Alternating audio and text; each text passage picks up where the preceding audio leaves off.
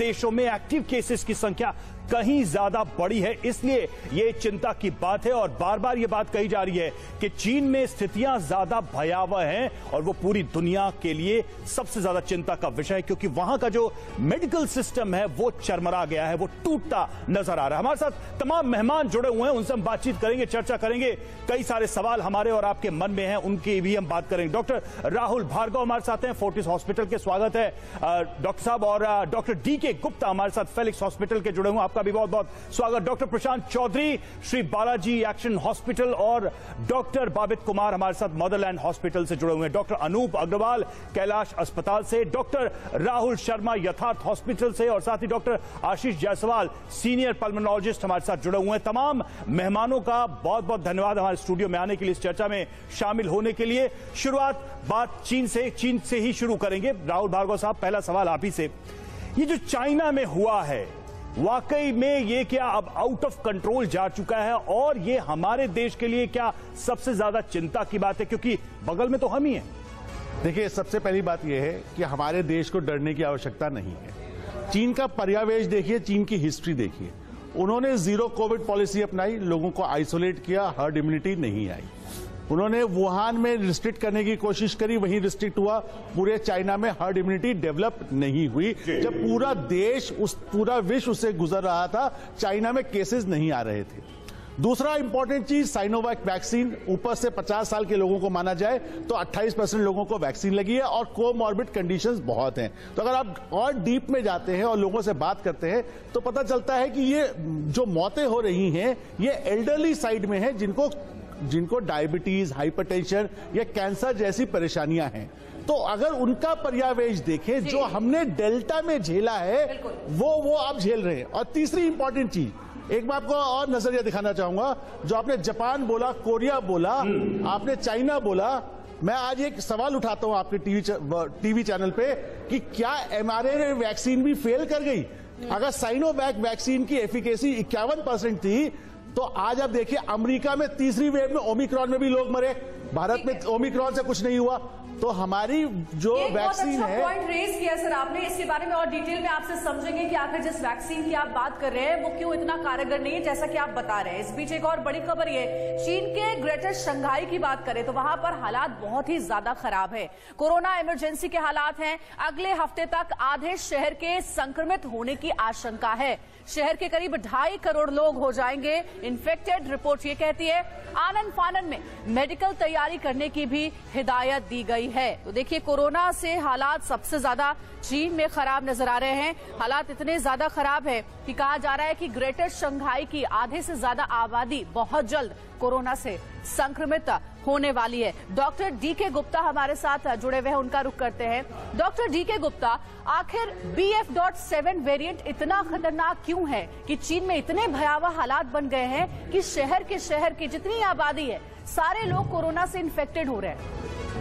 देखिए, BF.7 variant है, ये ओमिक्रॉन का ही एक सब वेरिएंट है और कहीं ना कहीं इसके अंदर जो स्पाइक प्रोटीन है उसमें म्यूटेशन हुआ है। उसकी वजह से जो इसकी स्केप इम्यूनिटी है वो बढ़ गई है, वो आसानी से हमारी कोशिकाओं के अंदर प्रवेश कर जा रहा है और इसका रेप्लिकेशन रेट बाकी नॉर्मल वेरिएंट से हाई है। जो बात करते हैं or not value, or not value का मतलब ये होता है कि अगर मैं वायरस हूं, मेरे पास कितने लोग बैठे, मैं कितने लोगों को एक साथ इन्फेक्ट कर सकता हूं। तो इसकी जो ऑर नॉट वैल्यू वो 10 से लेकर 18 तक है, मतलब एवरेज 15 है, जबकि ओमिक्रॉन की 5 थी। मतलब ओमिक्रॉन से 3 गुना तेजी से ज्यादा फैल रहा है। इंक्यूबेशन पीरियड जो लगभग 7 से 10 दिन होता था, इसका 3 से 4 दिन है। तो कहीं ना कहीं तेजी से फैल रहा है और जो अंदर जब पहुंचता है तो सिम्टोमेटिक भी जल्दी से हो रहा है। एक चीज मैं चाहूंगा जरा इस पे भी आप हमारे दर्शकों को जानकारी दें।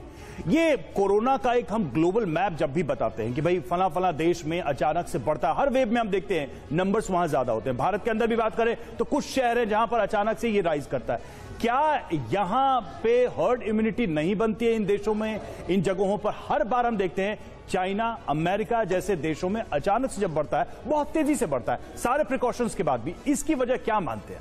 देखिए, हर्ड इम्यूनिटी एक बहुत सब्जेक्टिव, बहुत डिटेल्ड वाला सब्जेक्ट है। इस पे बहुत सारी बहसें हो चुकी हैं, बट अभी तक कोई कंक्रीट एविडेंस नहीं है। अगर हम हर्ड इम्यूनिटी की बात करते हैं, डेफिनेटली हर्ड इम्यूनिटी होती है, बट जो वेरिएंट चेंज होते हैं, जो नए नए वेरिएंट्स होते हैं, नई नई म्यूटेशंस होती हैं, उनके अगेंस्ट कितनी इफेक्टिव है हर्ड इम्यूनिटी, ये पता नहीं है। क्योंकि ऑलरेडी देखें, खाली हम चाइना की बात कर रहे हैं कि वहां पे 0% टॉलरेंस था, वहां पे लोग इन्फेक्ट नहीं होते, इसलिए हर्ड इम्यूनिटी डेवलप नहीं। बट अमेरिका में तो बहुत सारे हो गए थे, फ्रांस में हुए थे, जर्मनी में होते, साउथ कोरिया में होते। तो कहीं ना कहीं हमें लगता है कि ऑलरेडी हमें 2 वैक्सीन लग चुकी है, बूस्टर लग चुकी है, इन्फेक्शन हो चुका है, हम लोग बेहतर स्थिति में। बट फिर भी हमें इसको लाइटली नहीं लेना चाहिए, गार्ड्स अपने लो नहीं करने चाहिए, बिकॉज ऑलरेडी 2 वैक्सीन लगने के बाद 1 साल से ज्यादा बीत चुका है, हम लोग एंटीबॉडी टाइटर्स हैं, इसीलिए बार-बार ये प्रधानमंत्री ने भी कहा कि कोरोना गया नहीं है, सावधानी हमें हटानी नहीं है। और देखिए, कोरोना को लेकर एक्शन में केंद्र सरकार, स्वास्थ्य मंत्री मनसुख मांडविया की आज बड़ी बैठक,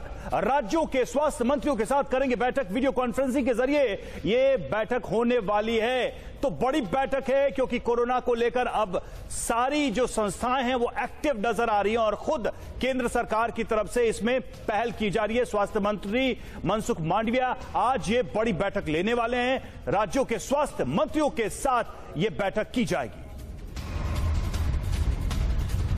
तो हालात बहुत ज्यादा खराब हैं। स्वास्थ्य मंत्री मनसुख मांडविया की आज एक बड़ी बैठक होने वाली है। डॉक्टर प्रशांत भी हमारे साथ जुड़े हुए हैं, उनका रुख करना चाहेंगे। डॉक्टर प्रशांत चौधरी, जरा ये समझाइए कि सबसे ज्यादा चिंता की बात चीन के हालात को देख करके ये सामने आती है कि भारत पर उसका असर कैसा पड़ने वाला है। शुरुआत में गुजरात और ओडिशा से जो इस वेरिएंट के मरीज मिले हैं, जो इन्फेक्टेड पाए गए हैं, अब किस तरीके के एहतियात बरतने की जरूरत है और इस वेरिएंट के कितने फैलने के आसार आपको नजर आ रहे हैं भारत में? मेरे ख्याल से सिचुएशन को बहुत ज़्यादा इन्फ्लैग्रेट करने की ज़रूरत नहीं है। मुझे लगता है हर चीज़ को हम हाइप करते हैं। अभी जो कहा डॉक्टर साहब ने, बिल्कुल ठीक कहा कि अगर जिस भी कम्युनिटी में हर्ड इम्यूनिटी नहीं बनी है अभी तक, वह वेरिएंट चाहे कोई भी आए या नया वेरिएंट हो, वो इन्फेक्ट होगी। हमें जितना अभी तक हमारी जो सिचुएशन है इंडिया के अंदर में, सारे लोग ऑलमोस्ट एक बार इन्फेक्ट हो चुके हैं, तो नेचुरल इम्यूनिटी बनी हुई है, बूस्टर डोज और वैक्सीनेशन भी लगे हुए हैं। तो ऑब्वियसली नया जब वेरिएंट आएगा तो थोड़े बहुत लोग इन्फेक्ट होंगे, जो ज़्यादा बीमार हैं या पहले से जिनकी शारीरिक शक्ति कम है वो ज़्यादा बीमार पड़ेंगे। पर इस चीज़ को देखते हुए अगर हम सारी चीज़ को एकदम से हाइप कर दें कि नहीं अब तो कैलामिटी आ गई, आप तो कह रहे हैं कि सतर्कता जरूरी है, लेकिन घबराने की जरूरत नहीं है, पैनिक करने की जरूरत नहीं है। सिर्फ 28% लोगों को लगी है, तो कहीं ना कहीं बूस्टर डोज को जो है बढ़ाने की जरूरत है। और जो बच्चे 5 साल से 12 साल के, उनको अभी तक प्राइमरी वैक्सीनेशन भी नहीं लगा, वो अभी भी अनप्रोटेक्टेड हैं, अनवैक्सीनेटेड हैं, तो कहीं ना कहीं उनके लिए ड्राइव चालू करने की जरूरत है। डॉक्टर भावित कुमार, मैं यही सवाल रखना चाह रहा था कि भारत के अंदर अलग अलग, देखिए अब चूंकि सब कुछ ओपन है, स्कूल भी बच्चे जा रहे हैं, हम ऑफिस में भी जा रहे हैं, तो ऐसे में एक प्रिवेंटिव तौर पे लोग क्या कर सकते हैं? क्योंकि अभी BF7 को लेकर बहुत क्लैरिटी नहीं है, चीन की सारी रिपोर्ट्स कंफर्म नहीं है, जो दुनिया में ये जो नया वेरिएंट है फैल रहा है, तो अभी एक प्रिवेंटिव तौर पर क्या क्या जरूरी है बच्चों से लेकर बड़ों तक के लिए?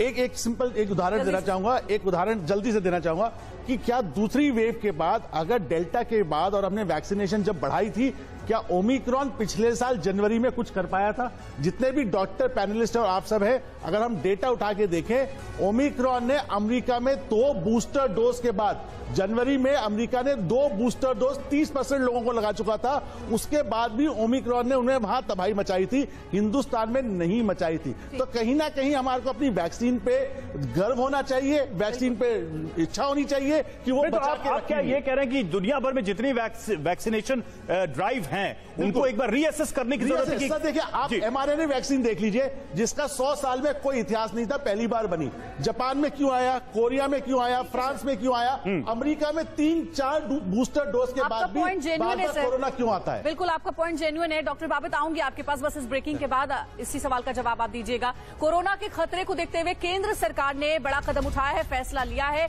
चीन समेत दूसरे देशों से आने वाले यात्रियों पर कड़ी नजर रखने के निर्देश दिए गए हैं। खास करके इंटरनेशनल पैसेंजर के लिए केंद्र ने जारी की है नई गाइडलाइन। 24 दिसंबर से एयरपोर्ट पर रैंडम टेस्टिंग की व्यवस्था भी शुरू कर दी जाएगी। पॉजिटिव आने पर जीनोम सीक्वेंसिंग के लिए भेजा जाएगा सैंपल। तो देखिए, सारी सतर्कता बरती जा रही है ताकि कोरोना का यह नया वेरिएंट भारत में अपने पांव ना पसारे, इसीलिए अब सबसे पहले एयरपोर्ट पर अब सैंपल की टेस्टिंग होगी और खास करके जो इंटरनेशनल पैसेंजर हैं उनको ध्यान में रखते हुए। डॉक्टर वाबिद, आपके पास आना चाहूंगी। जो रवि ने पूछा था कि प्रिवेंटिव मेजर्स क्या होने चाहिए, और एक सवाल आप कह रहे हैं कि पैनिक क्रिएट नहीं होना चाहिए, ये बात सच है, लेकिन भारत में जब तक पैनिक क्रिएट होता नहीं है तब तक लोग सतर्क होते नहीं है, अलर्ट होते नहीं है, मास्क नहीं लगाते हैं, सोशल डिस्टेंसिंग मेंटेन नहीं करते। देखिए, कोविड में हम एक बात तो जान चुके हैं कि इस वायरस का अभी तक नया वायरस है, नई बीमारी है, हम कुछ भी नहीं कह सकते इसके बारे में। फर्स्ट वेव में बहुत पैनिक था, सेकंड वेव में लोग रिलैक्स हो गए, और सेकंड वेव में हमने देखा कि बहुत ज्यादा मोर्टेलिटी थी। तो इसको देखते हुए ये है कि हमें इसको हल्के में नहीं लेना चाहिए, पैनिक भी नहीं करना है, बट हमें प्रिकॉशंस लेने हैं। मतलब जैसे कि अभी स्वास्थ्य मंत्रालय ने भी गाइडलाइंस जारी करी है, IMA की भी गाइडलाइंस आई है, जो हमारे बेसिक प्रिवेंशन है, मास्क है।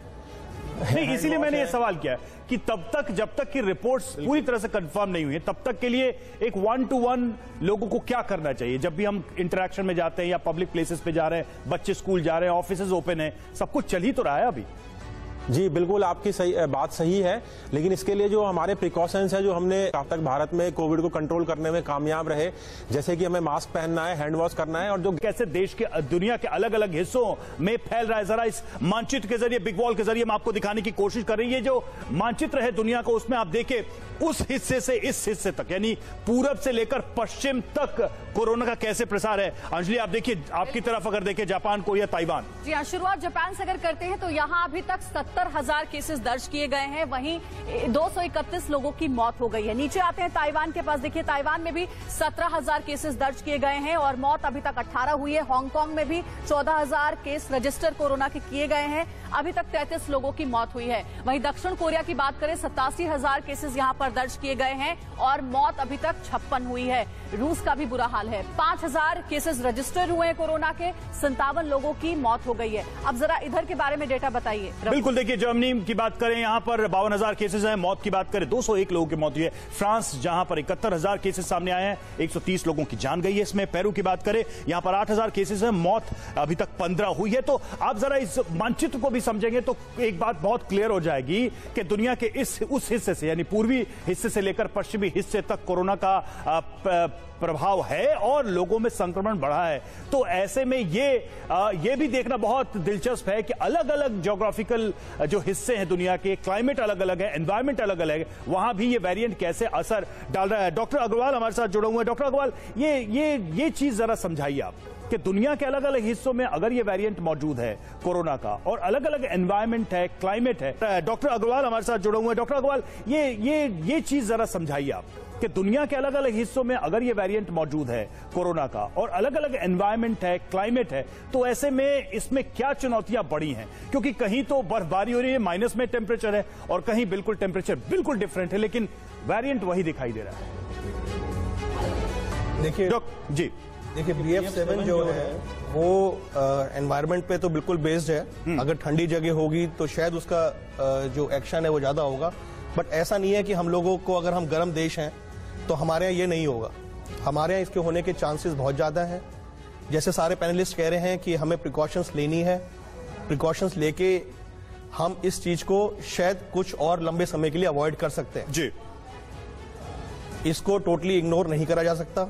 वेदर हमारे यहाँ भी इस वक्त ठंड है, हमारे यहाँ अगले 2-3 महीने तक ठंडा मौसम रहेगा और हमारे यहाँ इसके होने के चांसेस बढ़ सकते हैं, बट अगले 15 दिन पे डिपेंड करता है कि आप किस तरह से इस चीज को प्रिकॉशन ले रहे हैं। अगर आप अभी से फेस्टिवल सीजन माने लगेंगे, आप क्राउडेड प्लेसेस अवॉइड नहीं करेंगे, तो ये चीज हमारे यहाँ आएगी और बढ़ेगी। ठीक है, चलिए मैं लौट रहा हूं सर, लौट रहा हूं। देखिए खबर आ रही है, एक अपडेट देते चले। भारत ने नेजल वैक्सीन के इस्तेमाल को हरी झंडी दे दी है। भारत के वैज्ञानिकों ने विकसित की है नेजल वैक्सीन। नाक में स्प्रे के जरिए ये वैक्सीन दी जाती है, तो इसको भी भारत के वैज्ञानिकों ने अप्रूव किया है। तो ये खबर भारत के लिए कोरोना से जुड़ी हुई, यानी कि वैक्सीनेशन के अलग अलग जो तरीके हैं उस पर भी पूरा काम चल रहा है। तो नेजल वैक्सीन के जरिए जो है कोरोना से लड़ाई, इसको भी अप्रूवल मिल चुका है। डॉक्टर राहुल शर्मा, इस पर आपका कमेंट क्या है?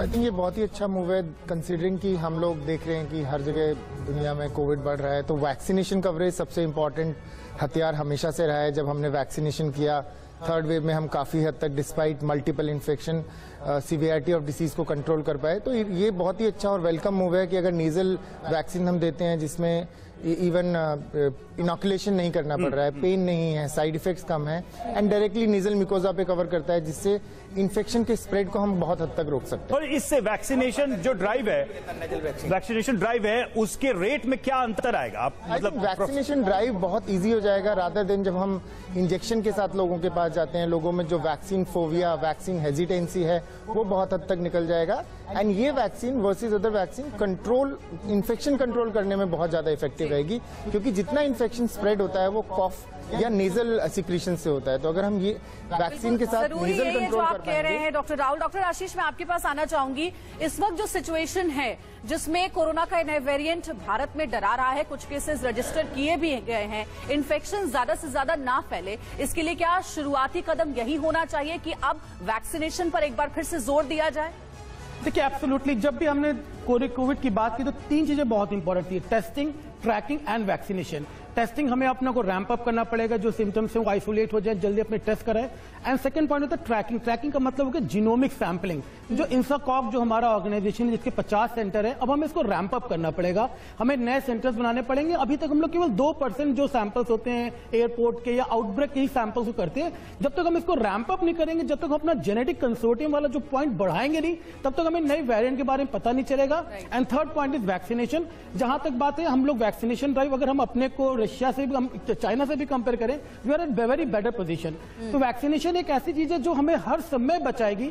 और जैसे भी नेजल वैक्सीन अभी, it's a welcome move, because जो ये नेजल वैक्सीन है ये ट्रांसमिशन को रोकती है। देखिए, मुझे एक वैक्सीन लगी, मुझे कोविड हो सकता है, पर मुझे सिवियरिटी नहीं होगी क्योंकि मुझे वैक्सीनेशन लगी है। मैं घबराने की एकदम वो फैक्टर साबित नहीं होगा। इन्फेक्शन कंट्रोल, जो ये आईसीयू में कंट्रोल है, हॉस्पिटलाइजेशन है, ये सब नहीं बढ़ने वाला अगर आपको बूस्टर लगा हुआ है। और इसलिए मगर ट्रांसमिशन को रोकना पर जोर दिया जाना चाहिए। एक बार फिर से इस ओर सरकार को पहल अपनी तेज करनी पड़ेगी। लौटूंगी सर आपके पास। एक और ब्रेकिंग न्यूज है, कर्नाटका से खबर है। कोरोना को लेकर कर्नाटक सरकार भी अलर्ट पर है।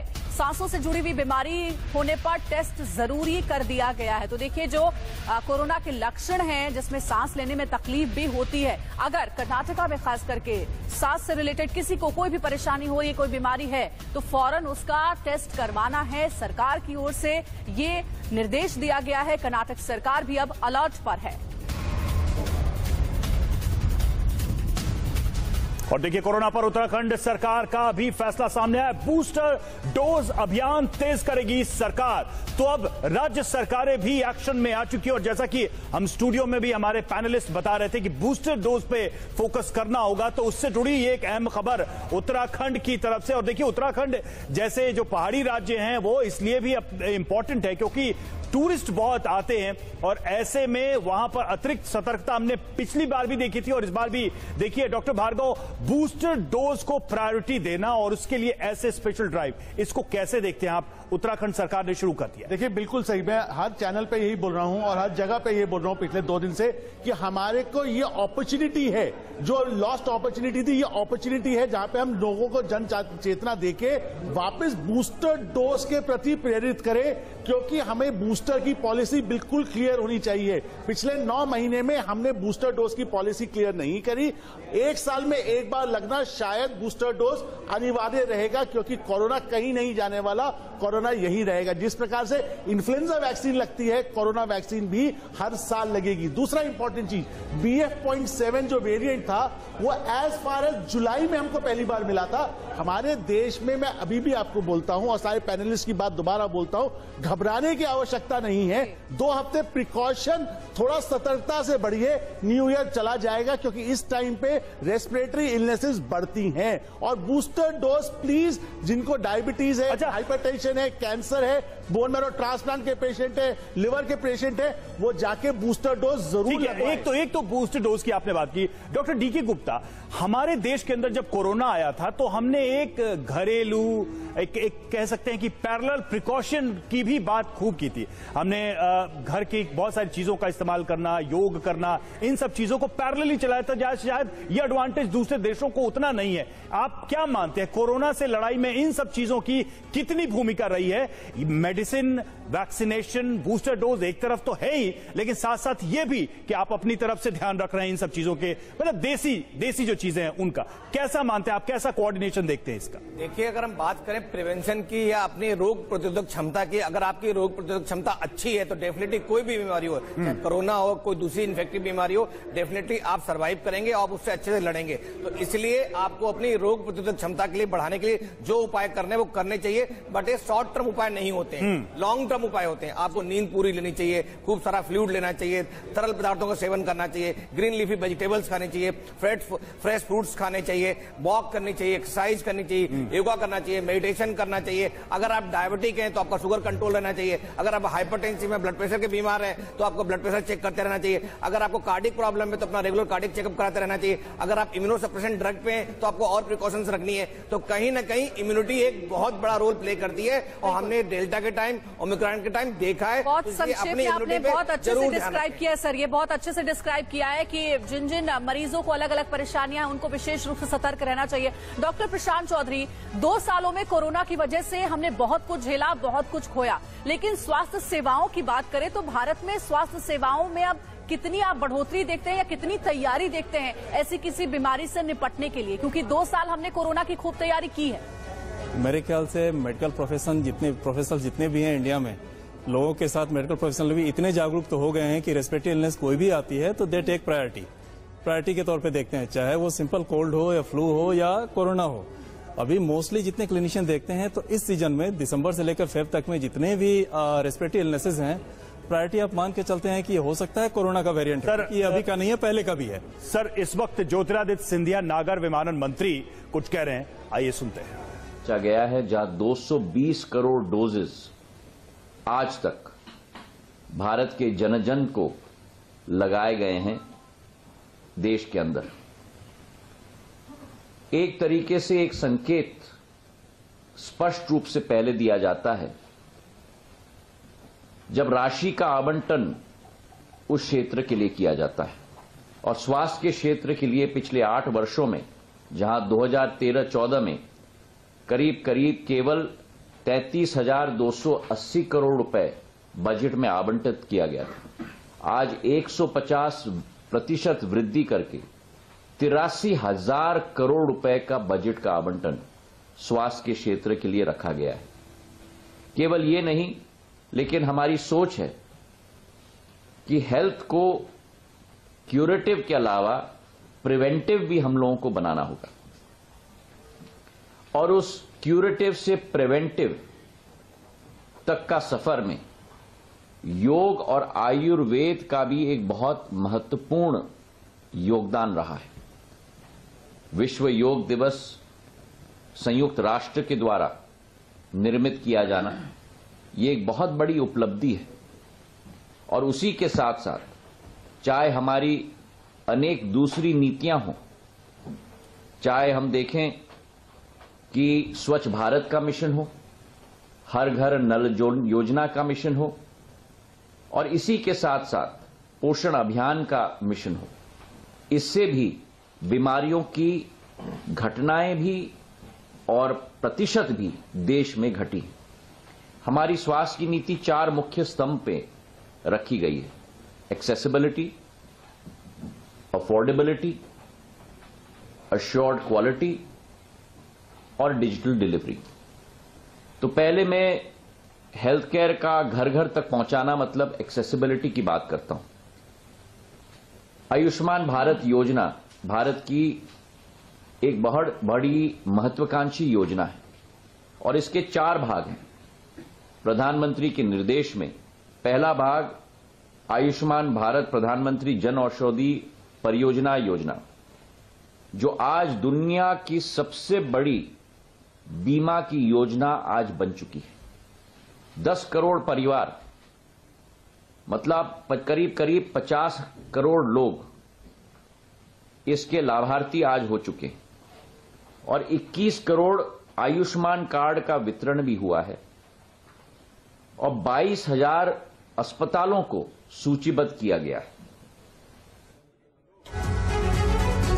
तो देखिए, ज्योतिरादित्य सिंधिया को आप सुन रहे थे, उन्होंने कहा है कि कोरोना के इस नए वेरिएंट को देखते हुए भारत सरकार की ओर से तमाम सावधानियां बरती जा रही है। वैक्सीनेशन पर, बूस्टर डोज पर भी ध्यान दिया जा रहा है और टीवी9 भारतवर्ष भी लगातार आपको सतर्क कर रहा है, सचेत कर रहा है कि कैसे कोरोना के नियमों का पालन करने का वक्त एक बार फिर से आ गया है। हमारे स्टूडियो में तमाम पैनलिस्ट जुड़े हुए ये डॉक्टर्स हैं जो आपको बता रहे हैं कि आखिर आपको अब सतर्क होना चाहिए, एक बार फिर से कोरोना को अनदेखा नहीं करना चाहिए। डॉक्टर बाबित, आपके पास आना चाहूंगी। सरकार की जो तैयारी है उसे आप कितना काफी मानते हैं, और खासकर जो एयरपोर्ट पर कहा जा रहा है कि जो इंटरनेशनल पैसेंजर हैं, जो विदेश से आने वाली फ्लाइट्स है उसे, और उनके जो वहां से ट्रैवल करने वाले पैसेंजर हैं, वहां उनकी सैंपल टेस्टिंग होगी, जीनोम सीक्वेंसिंग की जाएगी, वो सारे सावधानियां फिर से बरती जाएंगी एयरपोर्ट पर, जो कि शुरुआती दिनों में जब कोरोना के नियमों का पालन किया जा रहा था तो बरती जा रही थी। ये काफी मानते हैं आप इस नए वेरिएंट का खतरा रोकने के लिए?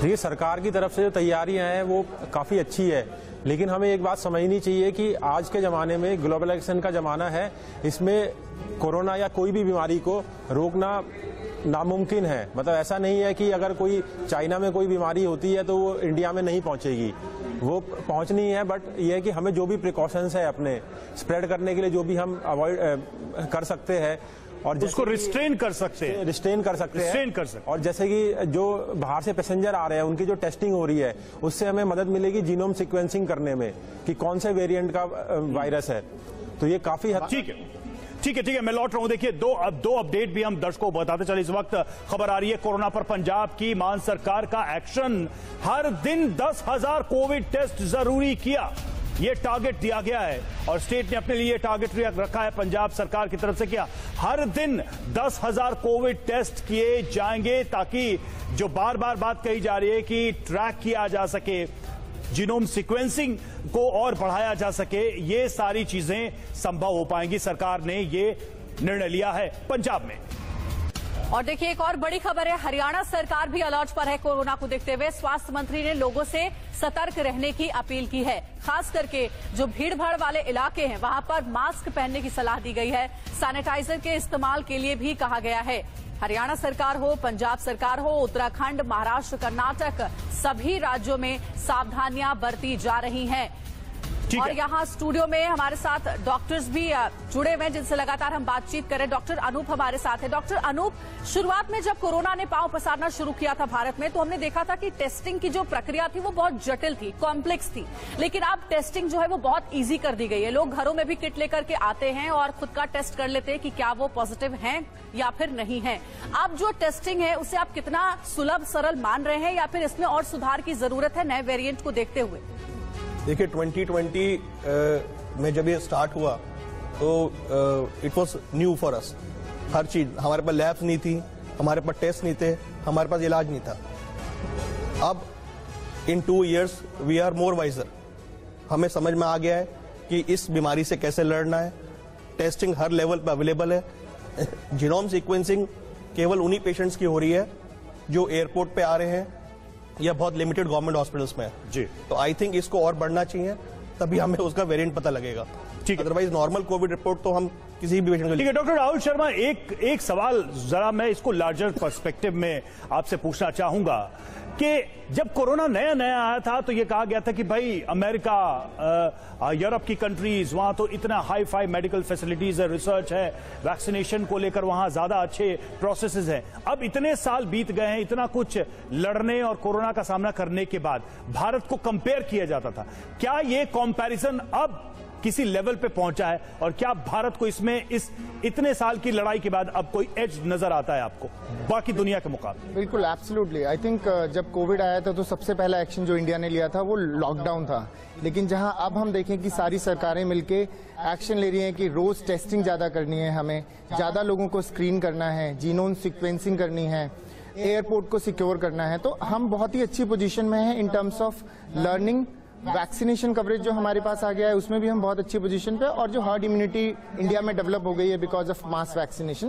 तो इंपॉर्टेंट चीज यही है कि अब रिस्पॉन्सिबिलिटी पब्लिक पे भी आ जाती है। नहीं, लेकिन मेरा क्वेश्चन ये जो तुलना करके ये जो तुलना की जाती थी भारत के स्वास्थ्य स्ट्रक्चर की, जो मेडिकल इंफ्रास्ट्रक्चर था और जो प्रोसेस था और जो दुनिया के वर्ल्ड क्लास जिसको बताया जाता था, क्या वो तुलना अब समाप्त हो गई? कोरोना ने सबको आगे है जी। आई थिंक ये बहुत ही इंपॉर्टेंट एस्पेक्ट है कि जो हमने देखा कि कोरोना में जिस तरह से इंडियन मेडिकल फैसिलिटीज ने काम किया है, जिस हिसाब से रिसर्च हुई है, जिस हिसाब से वैक्सीन डेवलप हुई है, जिस हिसाब से हमारी फैसिलिटीज इंप्रूव हुई हैं, पीपीई किट के लिए जो सबसे इंडिया वर्ल्ड में दूसरा मैन्युफैक्चरर बन गया, and we are helping others, we are helping others. जितनी छोटी और बड़ी कंट्री में वैक्सीनेशन हमने ट्रांसपोर्ट, तो कहीं ना कहीं हम इंटरनेशनल स्टैंडर्ड को मैच कर रहे हैं और हमारे रिजल्ट उनसे बहुत बेटर है। राहुल भार्गव सर कुछ कह रहे थे। आज इस रेस में हिंदुस्तान सबको बहुत पीछे छोड़ चुका है, भले ही वो पब्लिक अवेयरनेस हो, पब्लिक का इंप्लीमेंटेशन हो, पब्लिक की सपोर्ट हो, वैक्सीनेशन हो, टेस्टिंग हो या कोई भी नीति हो, और इकोनॉमिक नीति को भी देखते हुए आज हम ये कह सकते हैं हमारे वर्ल्ड में कोई कंपटीटर नहीं है, वो अमेरिका हो या यूरोप हो, में छाती ठोके सीना ठोके आपको वादा कर सकता हूं। बिल्कुल, आप देख लीजिए, कोई भी उठा लीजिए और उम्मीद यही करते हैं कि आज से 2 हफ्ते बाद, मैं आपको बात बोल रहा हूं, आज आपके चैनल पे ये प्रोक्लेम कर रहा हूं कि हमारी वैक्सीन mRNA वैक्सीन से और साइनोवैक वैक्सीन से ऊपर पाई जाएगी, क्योंकि हम 2 हफ्ते बाद वापस कोरोना को भूल जाएंगे। बिल्कुल, हम उम्मीद यही करते हैं कि कोरोना के इस नए वेरिएंट से निपटने की तैयारी भी सरकार के पास हो, स्वास्थ्य विभाग के पास हो। देखिए, एक और बड़ी खबर आ गई है। अब केरल सरकार का फैसला कोरोना को लेकर वो आपको हम बताते हैं। जीनोम सीक्वेंसिंग कराएगी सरकार। कोरोना की पहचान के लिए जीनोम सीक्वेंसिंग का फैसला केरल में लिया गया है। तो देखिए, सभी राज्य अलर्ट पर हैं और कोरोना को लेकर बैठक की गई है। कोरोना के नियमों को एक बार फिर से कैसे स्ट्रिक्टली लोगों तक पहुंचाया जा सके, इंप्लीमेंट कराया जा सके, इसको लेकर के बात हो रही है और जीनोम सीक्वेंसिंग अब केरल सरकार कराएगी, इसका फैसला लिया गया है। अगली बड़ी खबर, कोरोना पर तमिलनाडु सरकार का एक्शन। इंटरनेशनल एयरपोर्ट पर जरूरी कदम उठाने के निर्देश। मुख्यमंत्री एमके स्टालिन के निर्देश, कोरोना लक्षण वाले यात्रियों की जांच के आदेश दिए हैं। तो जिस बात का हम जिक्र कर रहे थे कि हर राज्य जो है अपने स्तर पे अवेयर है और अपने स्तर पे जो इनिशियल स्टेप्स है वो उठाए जा रहे हैं। डॉक्टर गुप्ता, अब मैं जरा भारत की बात कर लूं। भारत में जब भी हमने कोरोना देखा था, कुछ सर्टेन जो शहर हैं, कुछ सर्टेन जो स्टेट्स हैं, वहां ये हर बार अपने पीक पे पहुंच जाता था जल्दी। उसकी क्या वजह मानते हैं और क्या इस बार वो रिपीट नहीं होगा? इसके बारे में आपका क्या टेक है, क्या ओपिनियन है? देखिए, जब भी कोई वायरस एंटर करता है तो उसके बाद उसमें कई सारे फेजेज होते हैं। इनिशियल इन्फेक्शन होता है, उसके बाद कम्युनिटी स्प्रेड होता है, तो ये एक पीक बनता है, ग्राफ बनता है। उस पीक को, उस ग्राफ को हम कितना फ्लैटन कर सकते हैं अपने प्रिवेंटिव मेजर से, अपने सोशल डिस्टेंसिंग से, हैंड वॉशिंग से, या अपने जो हमने इंटरनेशनल एयरपोर्ट्स पे और जो डोमेस्टिक एयरपोर्ट्स हैं वहां पे कितनी स्क्रीनिंग करी है। अगर वहां फैल रहा है तो उसको हम कैसे कंट्रोल कर रहे हैं, कैसे टेस्टिंग कर रहे हैं, कैसे ट्रेसिंग कर रहे हैं, कैसे अर्ली आइसोलेशन कर रहे हैं, कैसे क्वारंटाइन कर रहे हैं। तो ये सारी स्ट्रेटजी अलग अलग सरकारों की अलग अलग होती है। अपने भारतवर्ष इतना बड़ा देश है, इसमें कई अलग बड़े राज्य हैं जिनकी अपने, सही बात है सर, और इसलिए राज्य सरकार जो है वो लगातार बैठकें करी। डॉक्टर आशीष, तो जल्दी से ये बता दीजिए। एक बात बोलना चाहूंगा कि सेंट्रल गवर्नमेंट को लीड करना चाहिए, यूनिफॉर्म पॉलिसी होनी चाहिए सारे स्टेट्स के लिए, सो दैट जो इम्प्लीमेंटेशन हो, जो गाइडलाइंस का, वो एक जैसा ठीक है सर, और रिजल्ट एक जैसे आए। सर, एक इंपॉर्टेंट पॉइंट ये भी है सर, 10 सेकंड, कोरोना होता भी है पर उसका इंपॉर्टेंट चीज है क्या वैक्सीन एस्केप कर पाएगा या वो मृत्यु का कारण बनेगा, ये इंपॉर्टेंट पॉइंट है। ठीक है, ठीक है। ओमिक्रॉन में चलिए हम इस बहस को आगे बढ़ाएंगे। हमें एक ब्रेक लेने का समय बोला गया है हमारे कंट्रोल रूम की तरफ से, तो हमें ब्रेक लेना होगा। लेकिन ये जो कॉन्क्लेव है TV9 भारतवर्ष पर वो जारी है। कोरोना से जुड़ी हर जानकारी, हर विश्लेषण को आप हमारे पास आइए, TV9 भारतवर्ष के साथ जुड़े रहिए, क्योंकि दिन भर हम कई सारे पहलुओं पर बात करने वाले, चर्चा करने वाले, ताकि इस बार की अगर लड़ाई होती भी है तो भारत उसको पहले ही परास्त कर दे। एक छोटा सा ब्रेक लेंगे, जल्द हाजिर।